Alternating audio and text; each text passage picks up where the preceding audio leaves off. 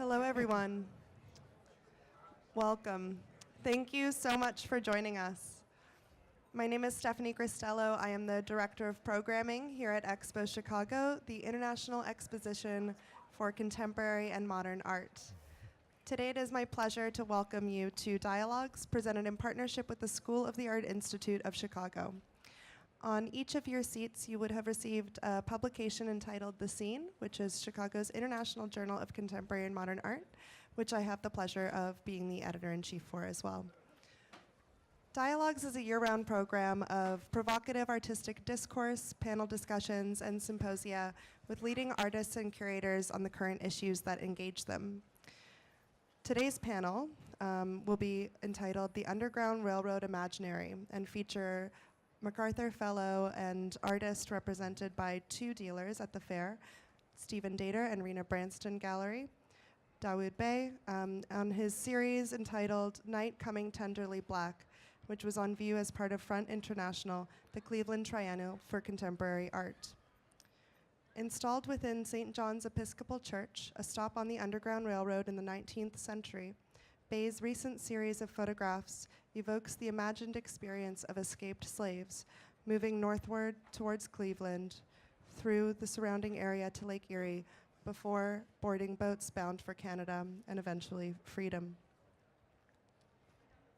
Bey will be joined in conversation with scholars Leigh Raiford, who is the associate professor in the Department of African American Studies at the University of California, Berkeley, as well as Stephen Nelson, professor of African American art at the UCLA Department of Art History. The panel discussion will be moderated by Curator of Front International, Michele Grabner, and will expand on Bey's continued interest in the ways in which history can be engaged, invoked, and materialized within the contemporary moment in relation to African American history and experience. The discussion will be followed by a book signing led by the University of Texas Press on Dawoud Bey's major monograph entitled Seeing Deeply. The books can be purchased as well as signed on the right side of the dialogue stage once the panel is complete. And I just wanted to also say a special thank you to our partners, Front International and Observer, for their media support. So please join me in extending a very warm welcome to our panelists. Thank you so much. Thank you. Hi, everybody. Welcome. I'm Michele Grabner. I'm a professor at the School of the Art Institute here in Chicago, and I'm concurrently the artistic director of Front International, the 2018 Triennial exhibition that opened this summer in Cleveland, Akron, and Oberlin. This vast exhibition, whose overarching theme explored the idea of an American city, worked in partnership with the encyclopedic Cleveland Museum of Art, a free institution whose collection rivals our own Art Institute.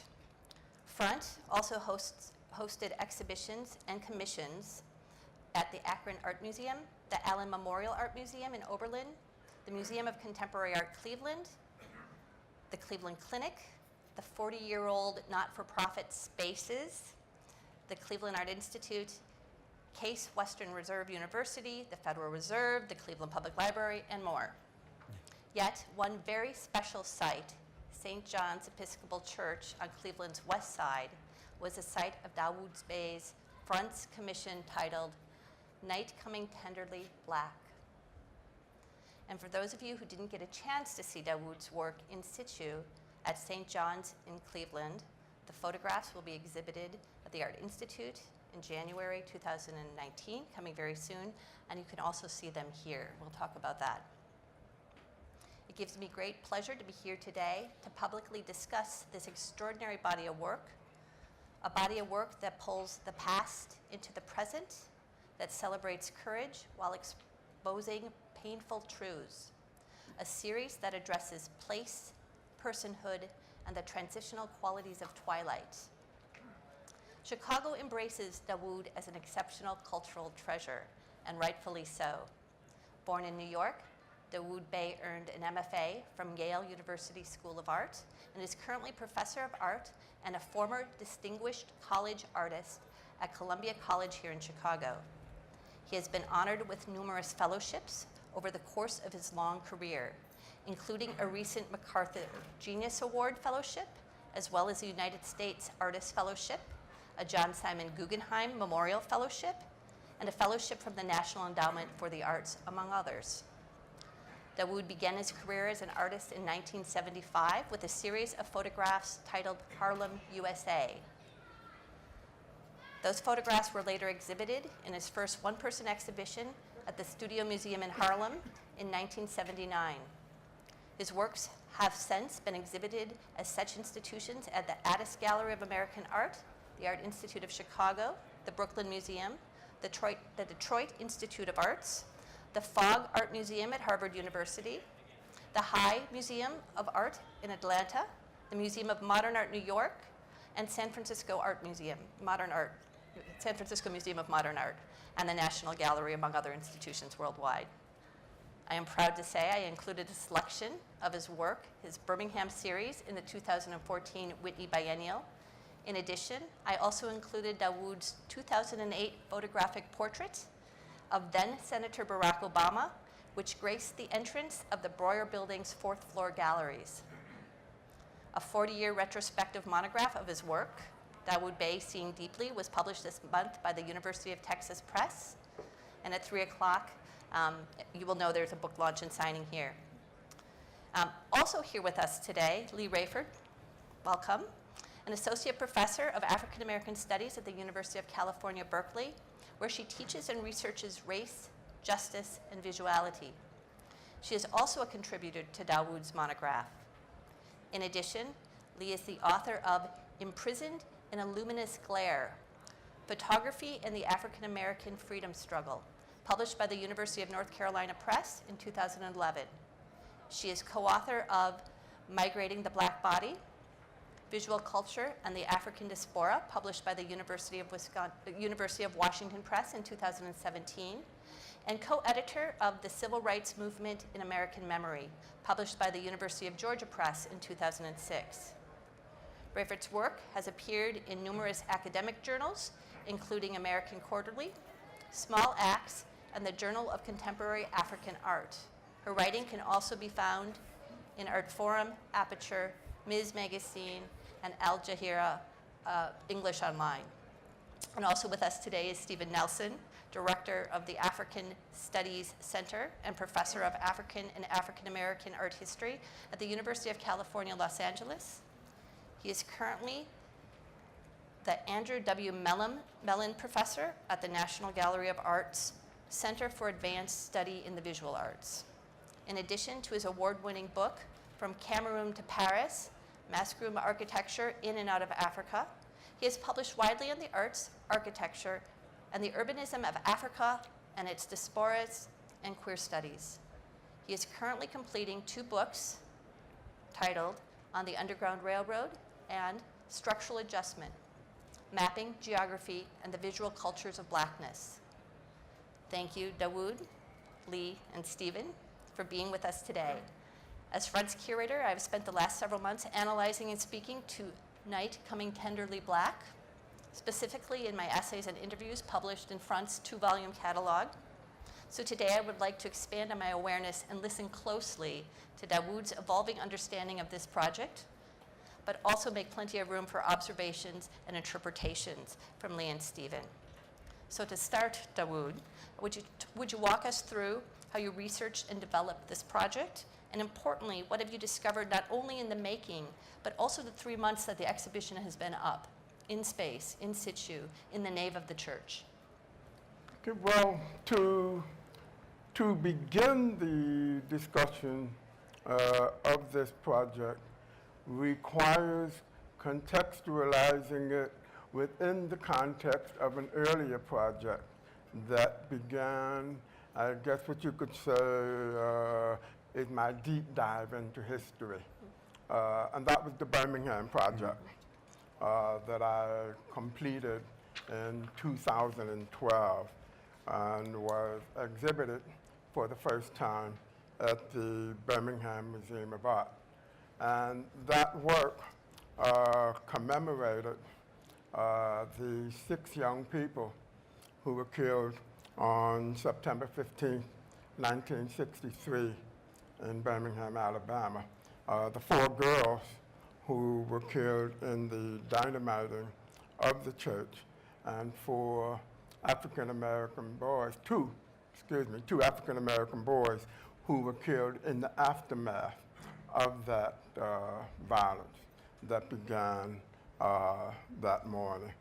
And I wanted to make some work about that. And it was the first time that I had to contend with this question of both conceptually and materially, how does one visualize the past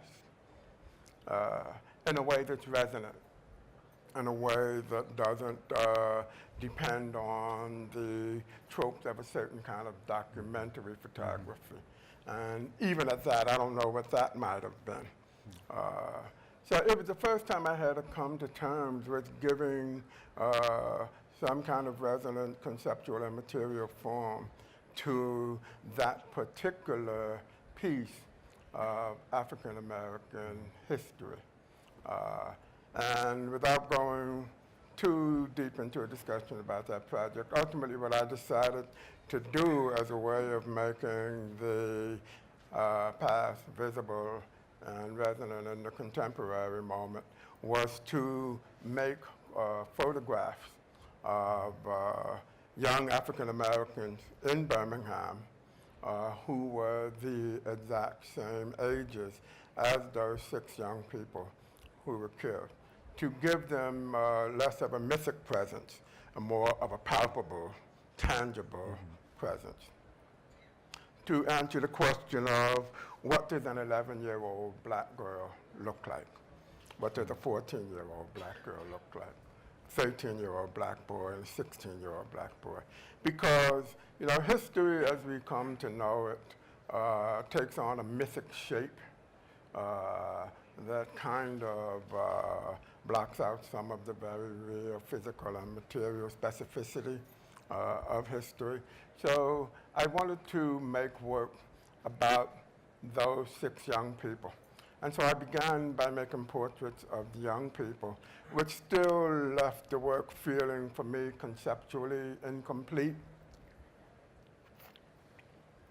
At which point, I decided to also make portraits of African Americans, adults in Birmingham, who were the ages that those 6 young people might have would have become, actually, at that time, in 2012, some 50 years later.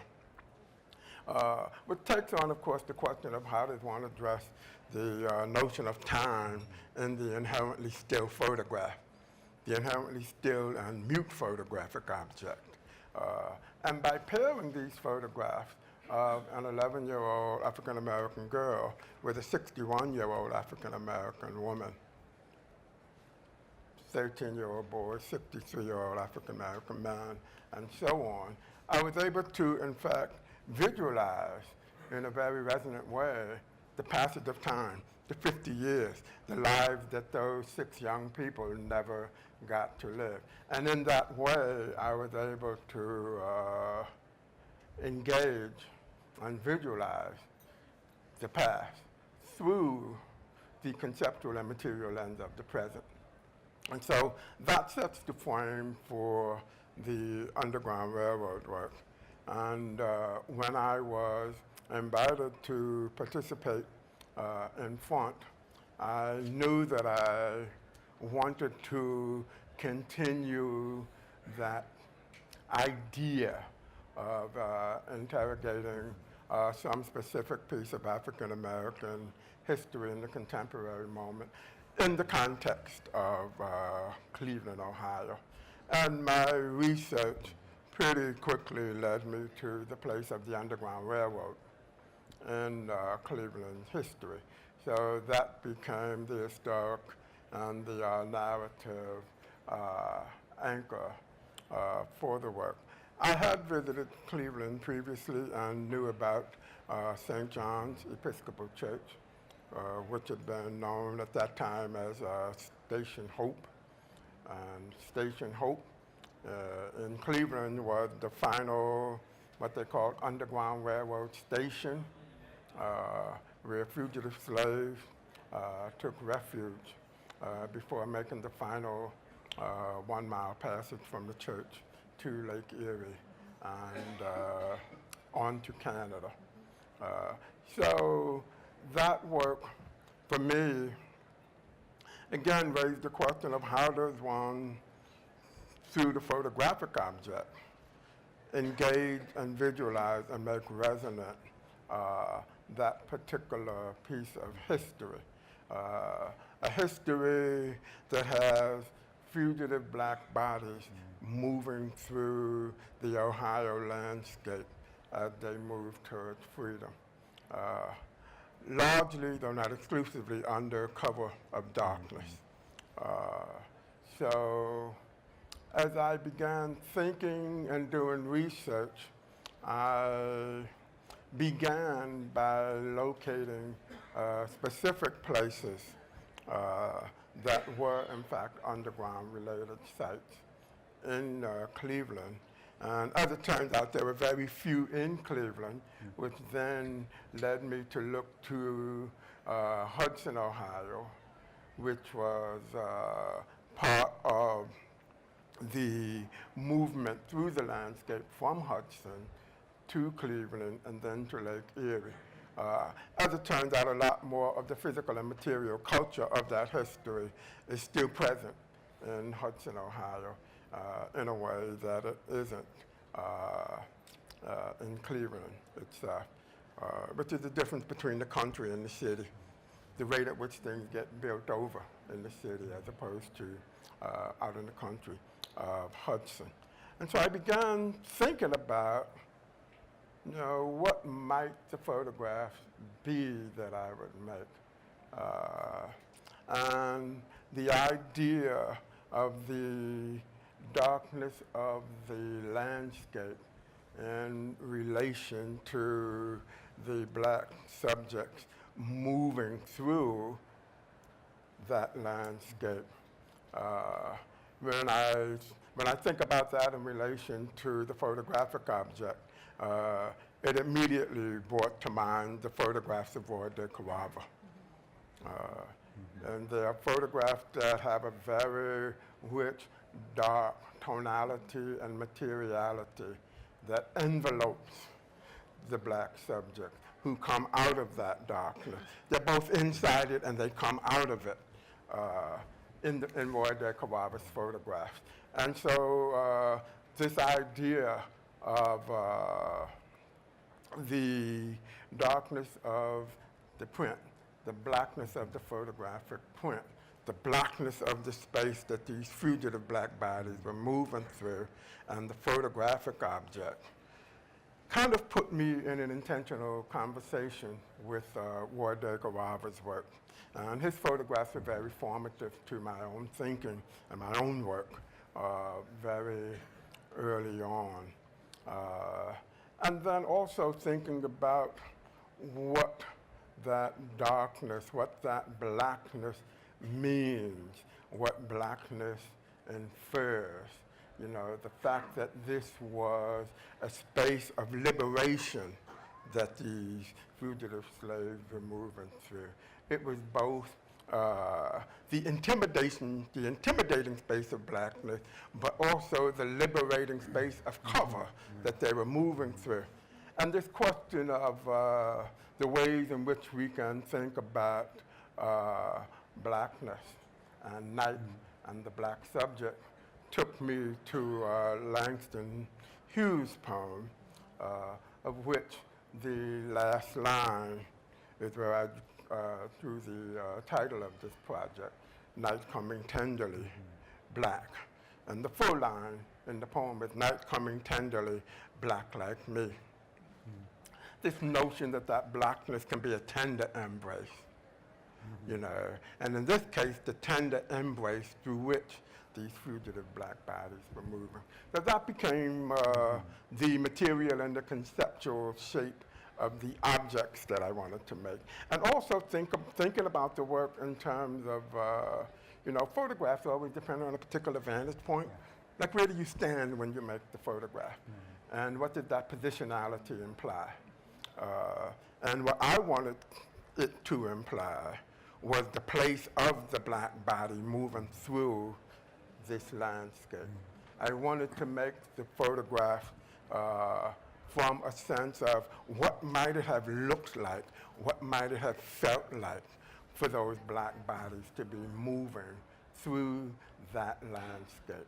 So my sense of positionality in terms of from where I made the photograph was really trying to invoke or evoke a sense of the physicality of a body moving through that space.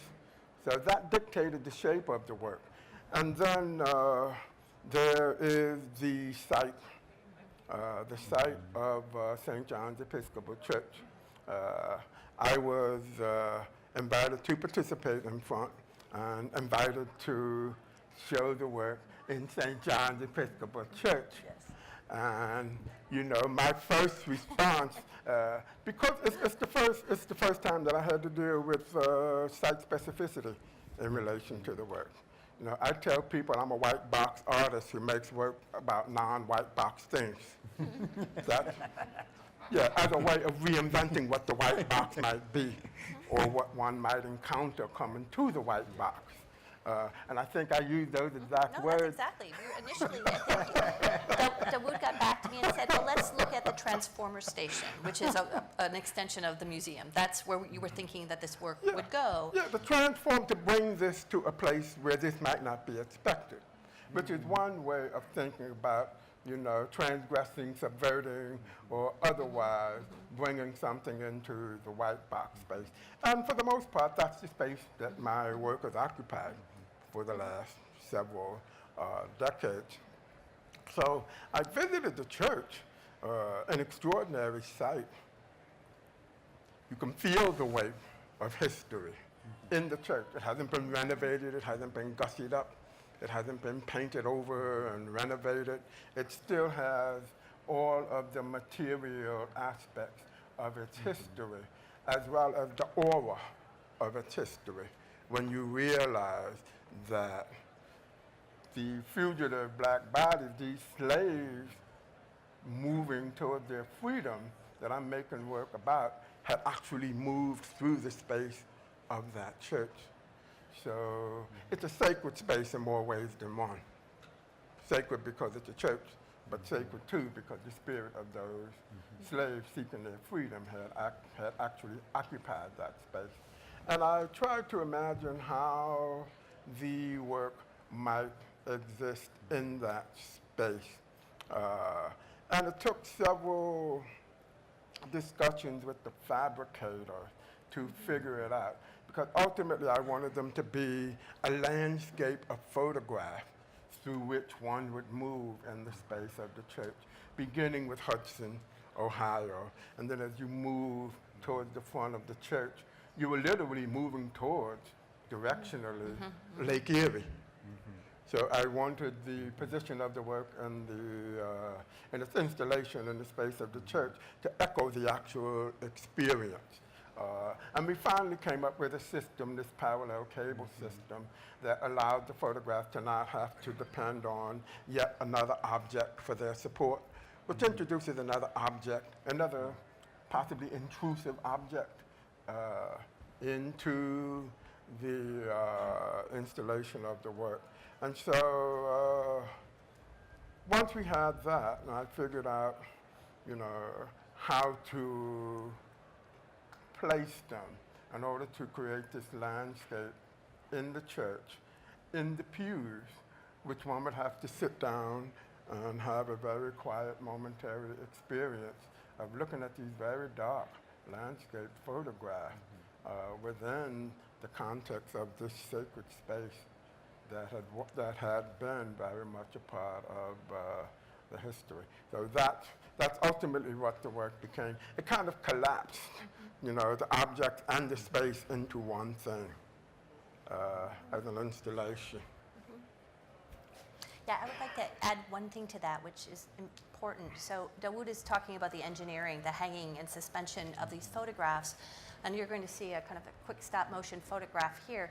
I just want to speak to one of, we all know that as a culture we have fatigue, biennial fatigue, triennial fatigue, but the idea that I brought Dawoud onto this project very early on, so he had a lot of time to not only evolve his research with narrative, with photography, but when we're talking about hanging this work, that took a long time to evolve as well. So there's something about the time frame of a triennial or biennial that allows an artist not only to do research, but to build in conditions, relationships to the site. So timing is very important. It was a long back and forth, lots of visits. Several months, conversation and back and forth, different drawings, different ideas. With Land Studio, who did the fabrication for the installation. And ultimately, we were able to work out that system where it didn't intrude on the experience of the object by adding yet another object into the configuration of it.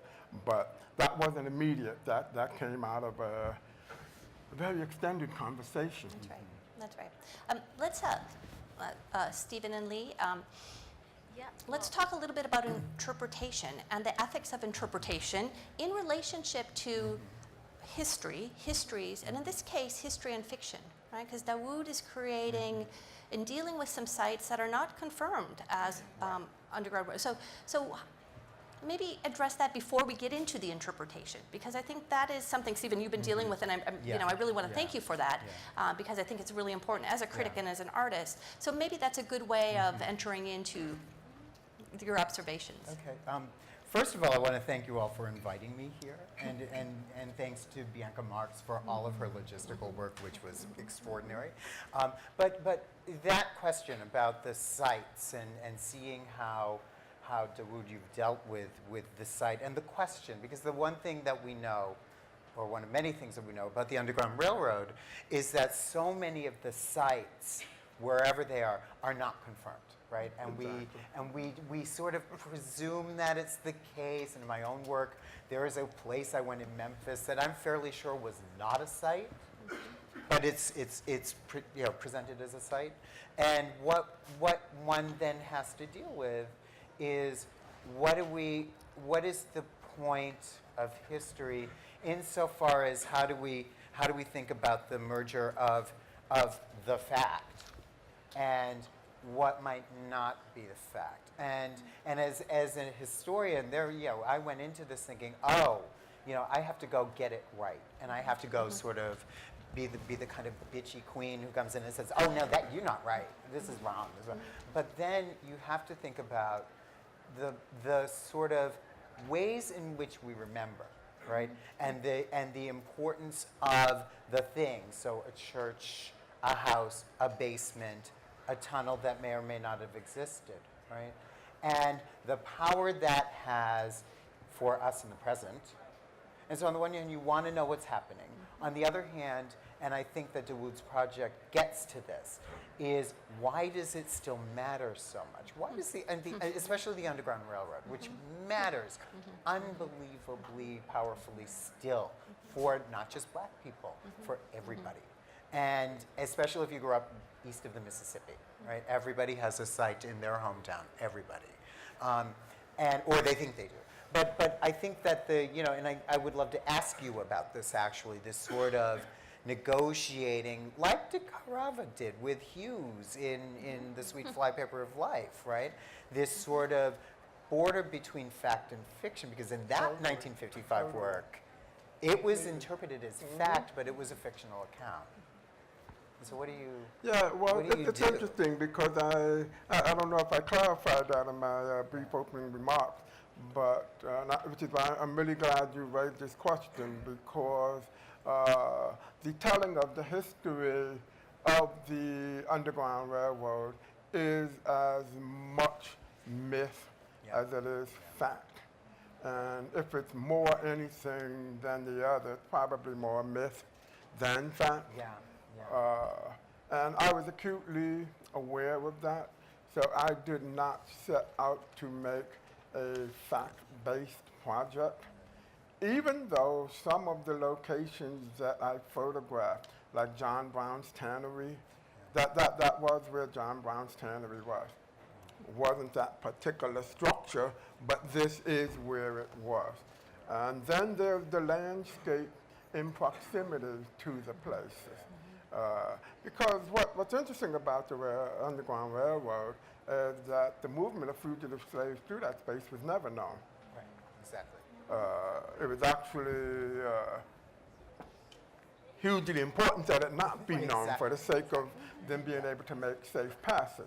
Right. So this idea that one ever could have known exactly what the trajectory of movement through the landscape was is something that I immediately realized was not a factual or conceptual burden that I needed to take on.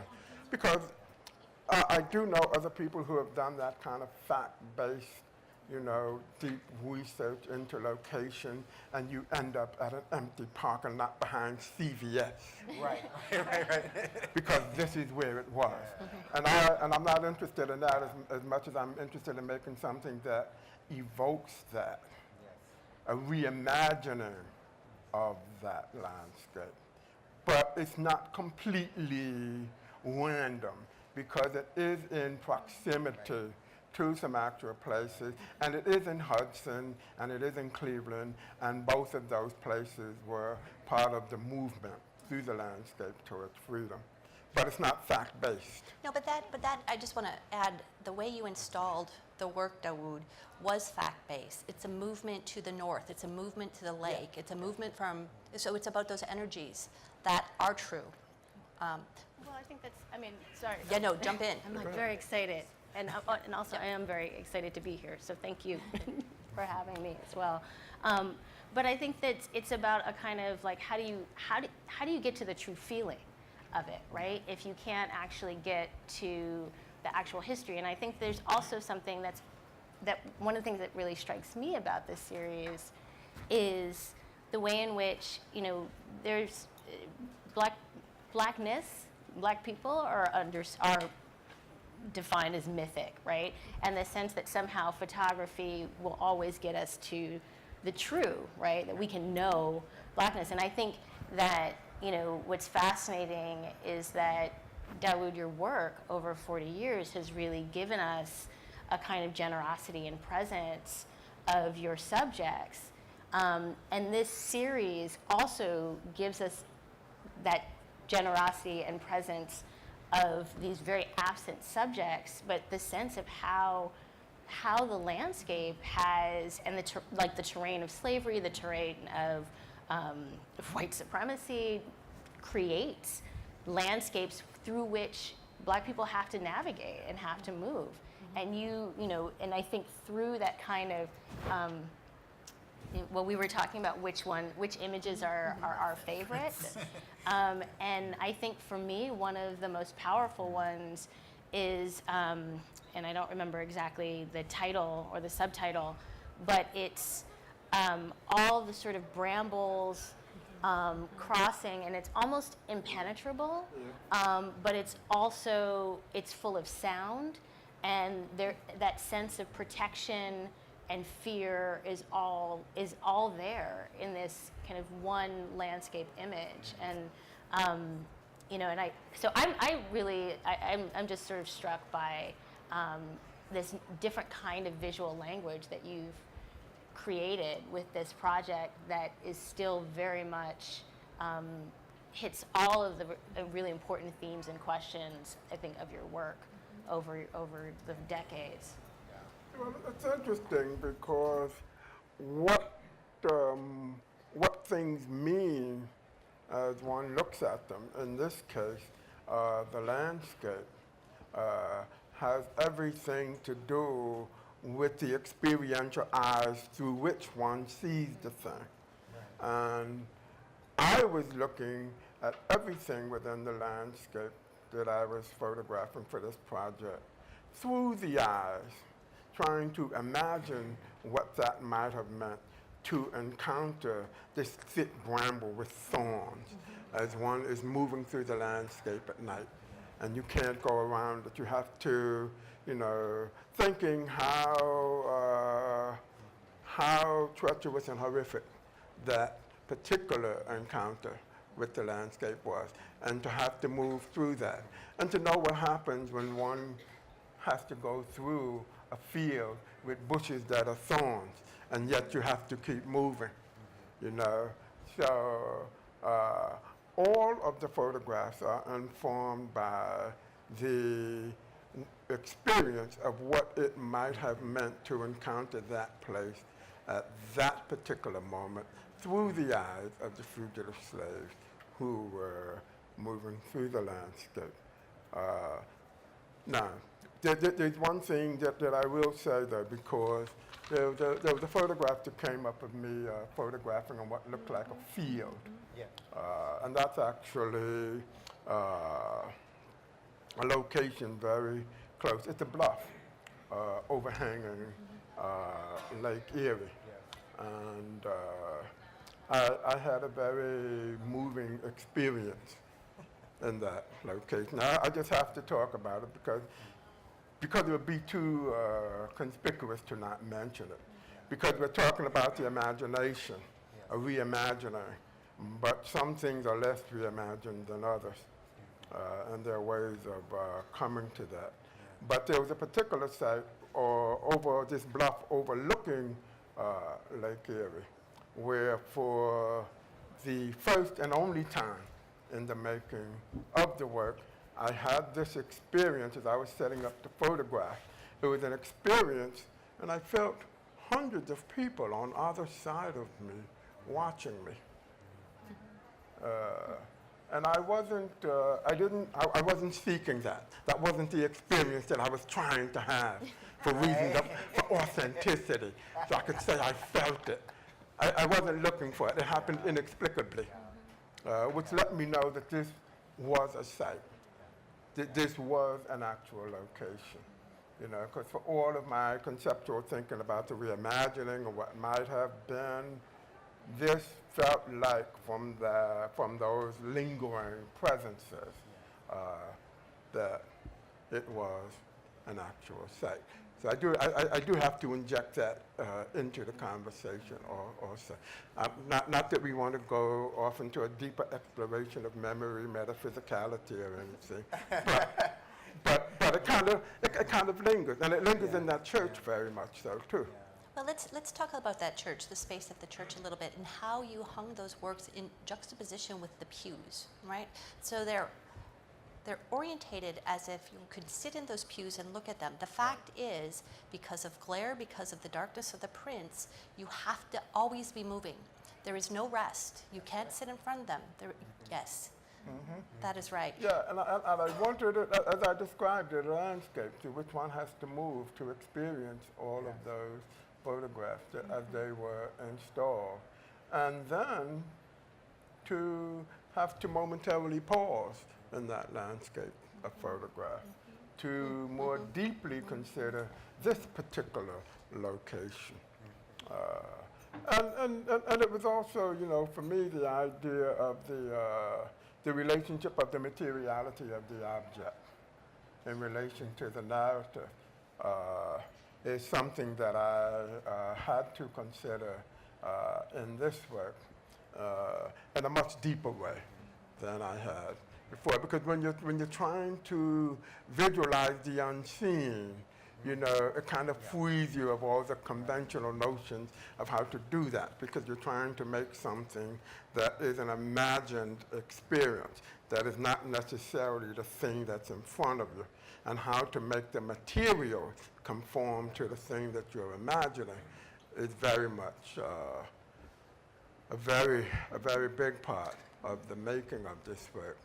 Physically and materially. Yeah, and I think too is if one adds a layer to that, what we're talking about too is visualizing something that by its very nature was not to be visualized, right? We weren't supposed to know where things were. We weren't supposed to be seen, and the question I've always brought to your project as well as my own is, what does the Underground Railroad look like? And how do we, so especially, you know, in our brains, it looks like a railroad map. We envision it that way, especially in Ohio, where there was this map made of the Underground Railroad in Ohio in 1892. And it's still sold at tourist shops in Ohio, and you can still buy it. And every town in Ohio is connected to it, and which is probably not completely untrue. And but what I would love to hear from you, because my favorite picture, I'm going to tell you mine, is the shore of Lake Erie, because and that's where I had my, oh, there are people, there are presences, and for my own trip, which was, I went to Buffalo, and I was on the lake, and there's a bridge going to Ontario, and you're sort of hesitating about going over. It's not just that we're in these sites of the Underground Railroad, but in Cleveland, we're at the end. And so you're looking at Lake Erie, and it looks like an ocean, and you know that Canada's over there, and you're waiting for a boat, and you're probably exhausted. And you've probably been traveling for weeks, unless you're from like Oberlin or something like that. But if you have come up from Kentucky or from the Ohio River or from Cincinnati, you've been on the road for a really long time. And you're just like, and you just, I mean, so it's, you know, it's liberation and it's exhaustion and it's, you know, possibility and what's going on in Canada in a space where Southerners were saying that Canadians are evil and nothing grows in Canada, and you know they're, you know, and so it's fear. And how did you sort of think about those things when you were sort of making these works? And what did it look like for you? What did it, you know? I think one way to answer that is from the moment I was out photographing, that's what I was thinking. You know, I wasn't thinking in terms of making interesting landscape photographs. You know, and if I can get the form right, it will look like an interesting. It wasn't that at all. I was thinking about where might these fugitive slaves, where in this landscape, what feels like a place? Because a number of the photographs that I made, they have bodies of water. And water was very central to that movement for any number of reasons. One of them being following the direction of that water gives you a sense of directionality.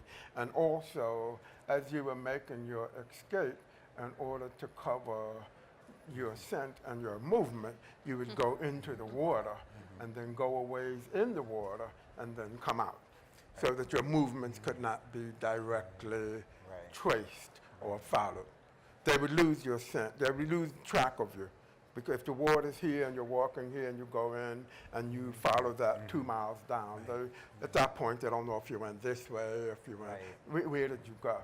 So because of the centrality of water to the narrative of the Underground Railroad and the movement of fugitive slaves through the landscape, the marshlands. You know, there's a marsh near where John Brown's tannery was. And because John Brown was a known abolitionist, that would be a place that you might be looked for. And you would definitely, if there was a body of water there, you would want to cover your tracks by going into that water. So I was trying to imagine the narrative of this movement and trying to put myself where I needed to be to both, in some ways, experience and visualize that simultaneously. Can I ask about the process for getting this palette and these tones, because it's so evocative.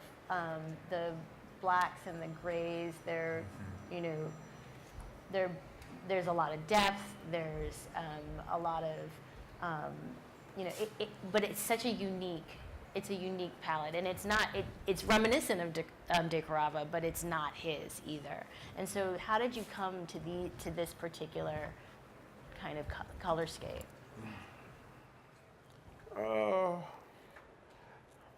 Do a lot of work. Through a lot of trial and error. You know, through a deeper engagement than I've ever had in the photographic printmaking process. You know, because now I wanted to do something very specific. And like this photograph here, which is lighter on the screen than the actual print. But imagining coming upon this field, wide open, you're completely exposed, but you need to get back into the woods. But you can't do that without being, for some while, exposed in the open expanse of that field, which is what made me want to photograph there. Imagining that, you know, imagining the trepidation of having to cross that wide open field. There's no longer any cover. You're fully exposed. What did that mean to that narrative? This shifting and changing circumstance of landscape that had to be navigated and negotiated. But the material part of it was just a lot of trial and error by incremental degrees. You know, a certain degree of darkness that was still negotiable to the eye, but not so light as to be so negotiable that it loses the material piece of darkness that is central to the narrative.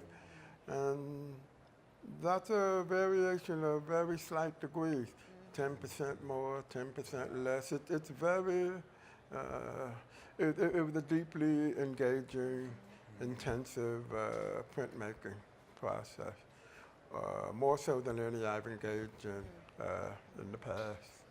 And with that, I would like to remind the audience that the images that you're seeing are much brighter than the actual images. Yeah, so it's it's really important that there is straining that needs to be done often, particularly in the church. Yeah. So this brings me to the next question, and that is the contextualization of the church is reinforcing allegorical structures within the work itself. What happens when that's pulled away? And thinking about your upcoming exhibition at the Art Institute, how are you going to control that context-less or different, at least, space?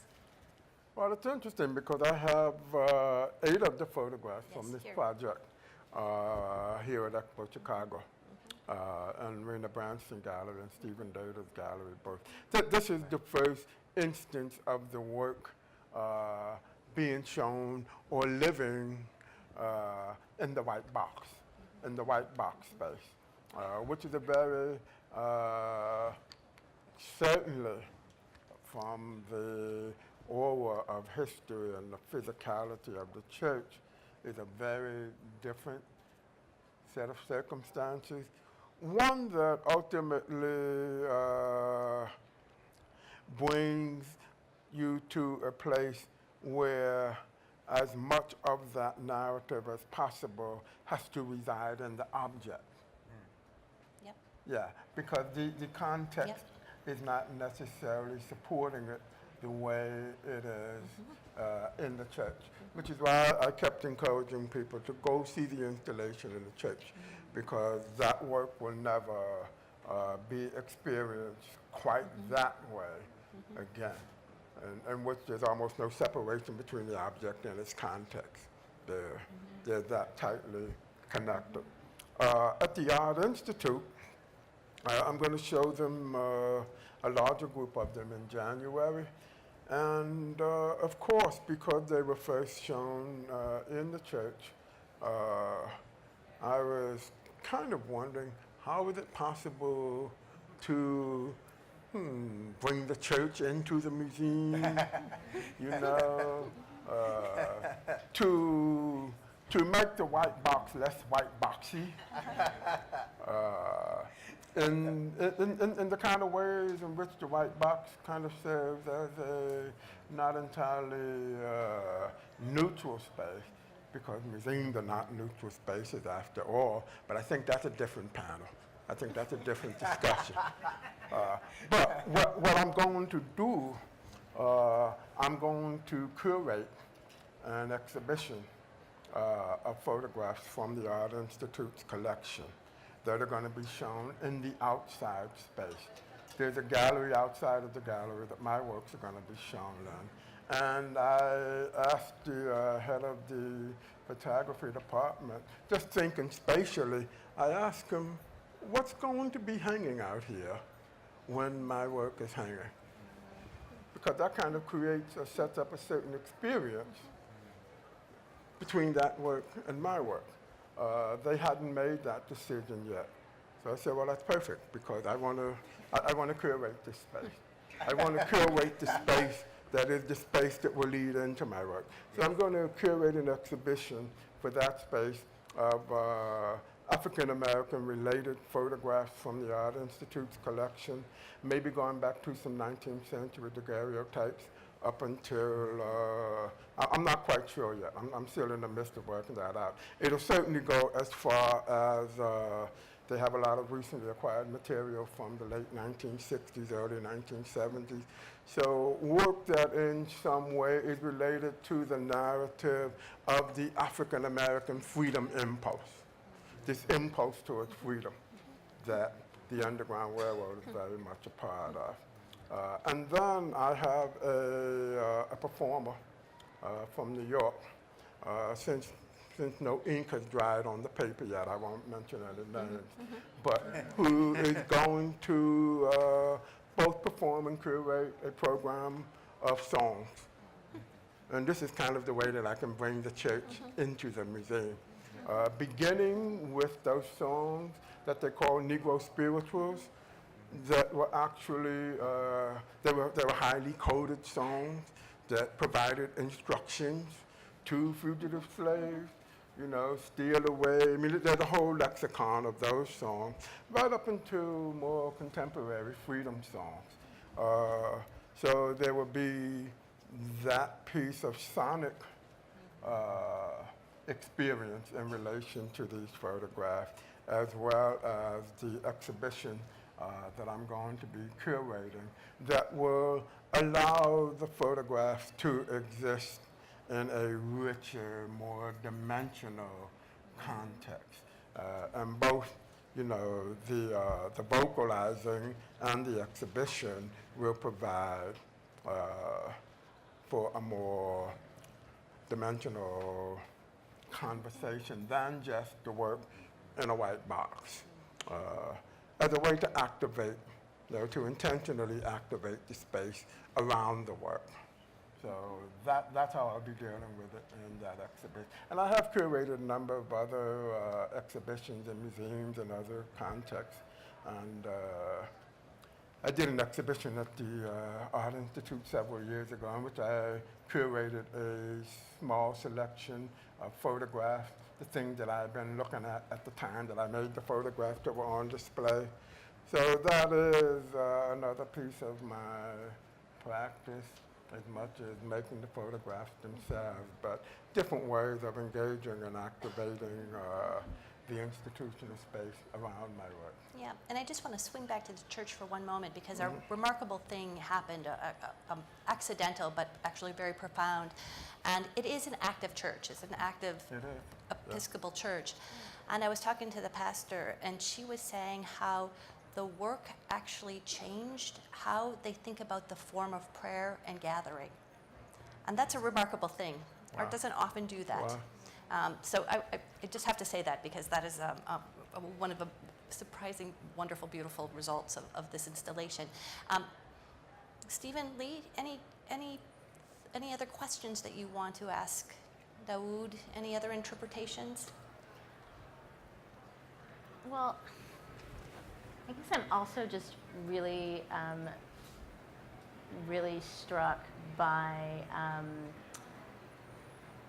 not to get super California and Bay Area mood or anything. Why we're here. But really thinking about an engagement with history that is also a kind of reckoning, right? And a communing with ghosts, and being able to kind of create to create enough room in the work to allow the space for all of these kinds of these erased historical subjects, right? Or the histories that we don't actually have access to, for those to kind of to make themselves known. And so thinking about what it means to be in the church, what it means for prayer and ritual to change in those kinds of ways. You know, and I'm wondering if there is, it's a different kind of portrait that you're making, right? Yeah. It's a portrait of a place, it's a portrait of nature, of the landscape. But I'm wondering, you know, just how that, you know, I guess, you know, do the ghosts talk to you? And is that part of a move to kind of have an open, to have no figures in your work as well? Does that do it's something interesting different? Because the thing that I didn't say, that after the Birmingham project, which were diptych portraits engaging history, the project that I did after that was a project called Harlan Read Up. And Leigh wrote the essay in the book for that group of pictures. And that was the first project in which I extensively engaged the idea of the narrative of place. That was my first significant step away from the portrait as being the central trope of my work, if you will. So, and that work was very difficult to make. It was the equivalent, I guess, of learning another language, which visually and conceptually it was. Because for a long time I had been making photographs about the human subject in a range of contexts, but it's something that I have thought about and engaged with for a very, very long time. But when I began the Harlan Read Up project, which is about the ways in which gentrification and global capitalism, how those forces are reshaping that particular historical African-American community. And I didn't want to go there and make contemporary portraits of a new Harlem. It just seemed so inappropriate. I had to talk about the place, the way the landscape of the place is changing, what that looks like, and what that means. So over the several years that I spent making that work and resolving this issue, visualizing and making work about the landscape, is what actually allowed me to be able to make this work, to then continue making work about place in a very different form. Because, I mean, Harlem is conspicuously urban, and as you can see from these photographs, these are conspicuously, for the most part, not urban at all. An environment that's actually quite new to me.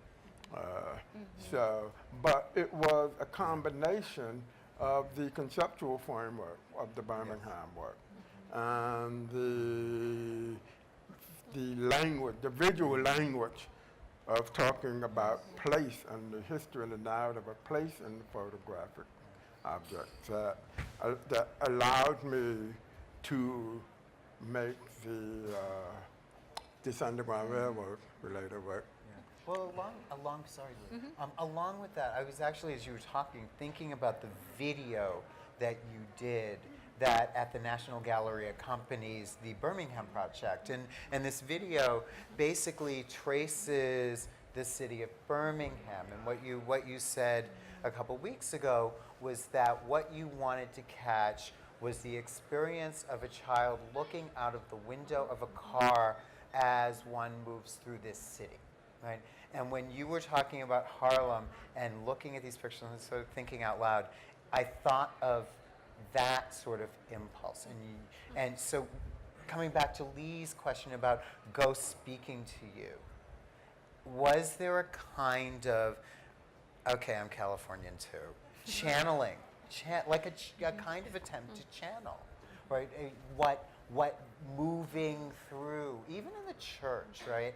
What moving into this space that is liberatory and sacred, but also making one's way towards Canaan, right? Might have been for someone doing that. Yeah, he's referring to this video work that I did 9/15/63. That's about September 15th, 1963. And it's a split screen, again, kind of diptych. It's a split screen video. On one side, there's the movement from the neighborhood that the four girls lived in. It's 4 segments. And on the right-hand side, I actually did begin in the neighborhood that they lived in. Right. Not the particular house, but for me, the work has to be rooted in something real. Right. And then I begin to reimagine it from there. You know, what does it look like to be a child sitting in the back of a car being driven to church? It's not an experience from here. It's an experience from down here looking up. Right. You know, so that determined the vantage point. Which kind of brings us back to the vantage point question of this work. Right. Like vantage point always implies something. There's a Right. narrative to the vantage point. So that work was very much about trying to, again, imagine what that experience may have looked like on that bright blue fall morning when the 4 girls are being driven to church. Because I did start in the actual neighborhood. And then the movement was not precisely towards the church, but it's a movement through that neighborhood. Right. It's not just any neighborhood. Right. You know, it's those neighborhoods. And the second image is a movement through 4 different social spaces in Birmingham, empty and quiet, as they might have appeared that morning before the moment of the dynamiting of the church. And so, yes, that video work also did not contain the human subject. It's more looking at place. It's more about the narrative of place in relation to a very specific historical moment. It's the moment before. It's September 15th, before the dynamiting of the church. And trying to visualize that in a very rich and evocative way to give you a sense, you know, for me, always of not just what that looked like, but what that might have felt like. Yeah. And I want you to inexplicably feel something.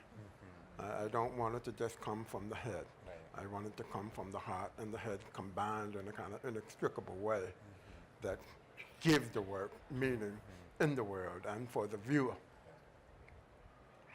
Yeah. Leigh, I would like to ask you one question, and that goes to your ghosts. And that is, I'm wondering, yes, our ghosts. Our ghosts. There are ghosts. And it goes to what you were suggesting about figures. If there were figures, that's such an interesting kind of paradox to me, that there has to be no figures for ghosts to inhabit those spaces, or not. I mean, and there's histories of ghosts in photography in which, you know, the spectrum is evoked amongst bodies, pictured bodies. But I'm just wondering if you have any thoughts on that. Yeah, I mean, I'm just really fascinated. I think that particularly with photography and black figures, right, the desire is often about needing a true likeness or needing a certain kind of representation that is, that black people have been denied, for a very long time. And, Dawoud and I think I saw Lola Flash in here and other photographers have really worked to create that a different kind of presence, right?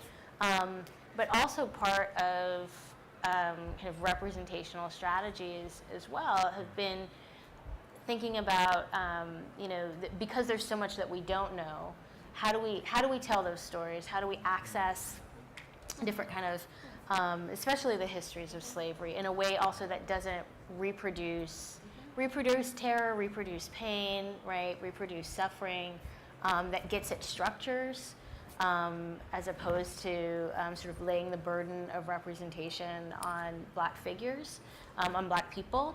And for Harlan Read Up, what was so powerful about it for me is that it got at the kind of absence and the pushing out of Black Harlemites through all of these references to old clothes or images that were once there. And so there's the sense of the kind of the absence is very present, right?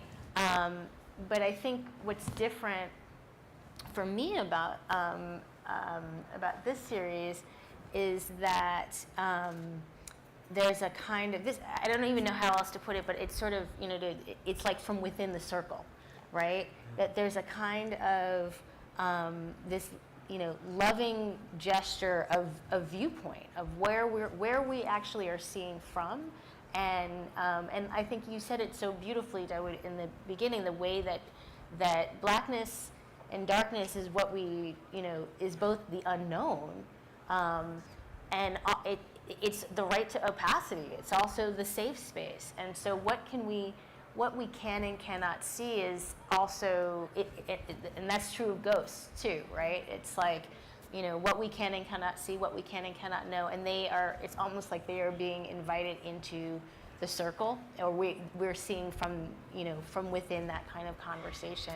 And I guess I say all that in part because I think it's impossible to do, African American studies, to do, engage with anything that has to do with Black folks in this country and it not be about ghosts, right? And not trying to reckon with the wrongs of the past or to make space for the, those who've come before.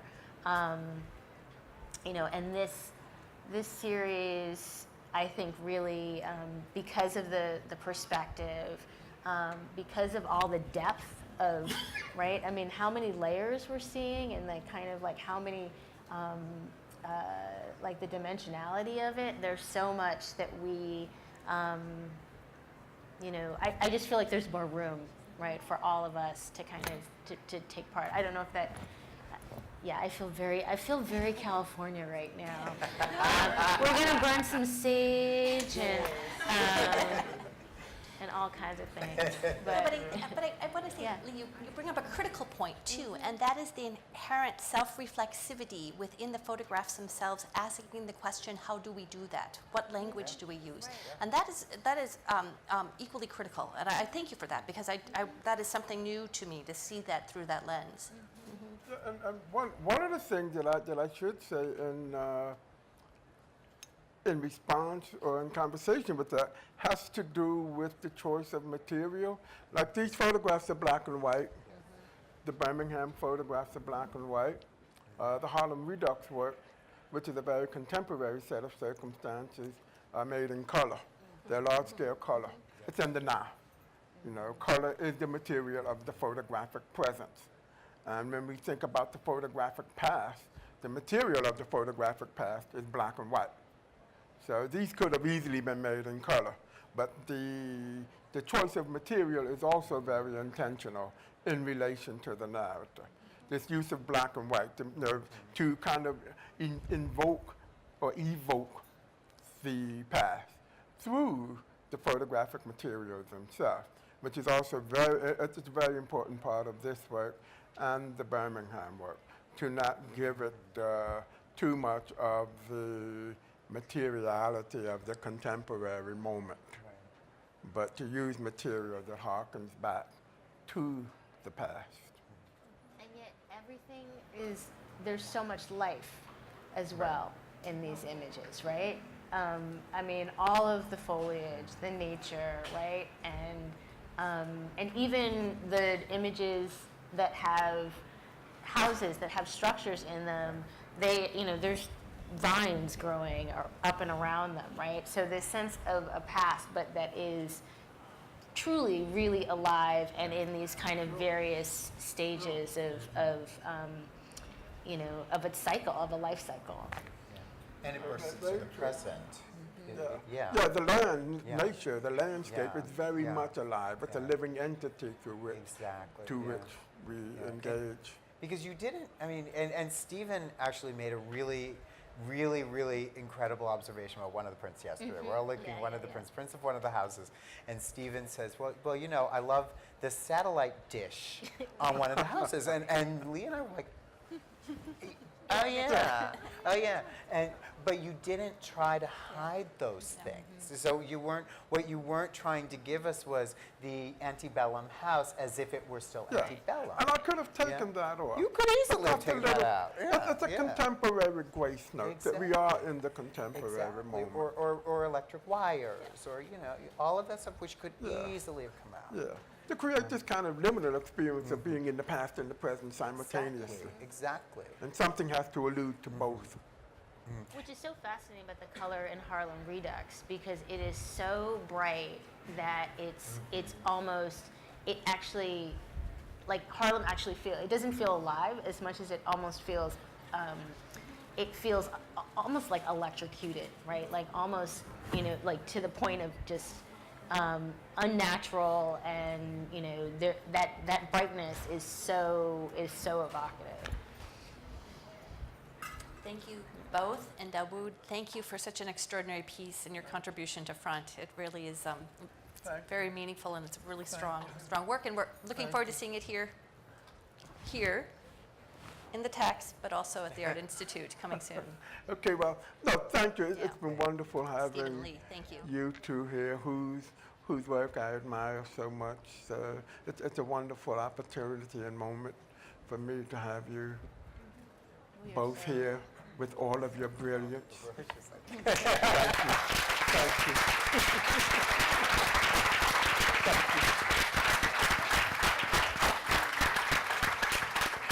Michele, Dawoud, Leigh, Stephen, thank you all so much for doing this panel.